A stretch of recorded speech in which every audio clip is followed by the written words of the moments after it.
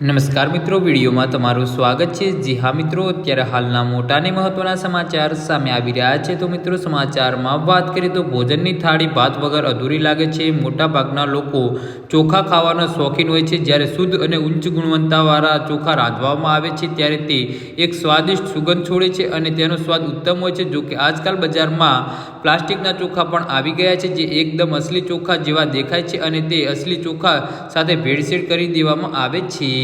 તો પ્લાસ્ટિકના આ ચોખા દેખાવમાં બિલકુલ અસલી ચોખા જેવા જ હોય છે।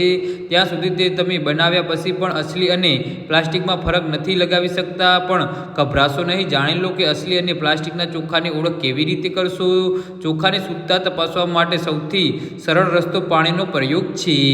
એક વાસણમાં પાણી ભરો અને તેમાં થોડા ચોખા નાખો। જો ચોખા પાણીમાં ઉપર તરવા લાગે તો સમજી લેવું કે તે નકલી હોઈ શકે છે, કારણ કે અસલી ચોખા હંમેશા પાણીની સપાટી પર નીચે બેસી જાય છે। આ ઉપરાંત ચોખાને સળગાવીને પણ તેની તપાસ કરી શકાય છે। જો ચોખા સળગતી વખતે પ્લાસ્ટિક જેવી ગંધ આપે છે તો તે નકલી હોવાની પૂરેપૂરી શક્યતા છે। શુદ્ધ ચોખામાં ક્યારે આવી વિચિત્ર ગંધ આવતી નથી। એક કડાઈમાં તેલને ઉકાળી લો। હવે તેમાં અડધી મુઠ્ઠી ચોખા નાખો। જો ચોખા પ્લાસ્ટિકના બનેલા હશે તો તે પીગળીને એકબીજા સાથે ચોંટી જશે। જો બીજી એક અસર રીતે ચોખાને રાંધીને 4 થી 58 દિવસ માટે બહાર ખુલ્લા રાખી દો। જો તેમાં ફૂગ ન વળગે અને તે તેવાના તેવા જ રહે તો એ પ્લાસ્ટિકના ચોખા હોઈ શકે છે।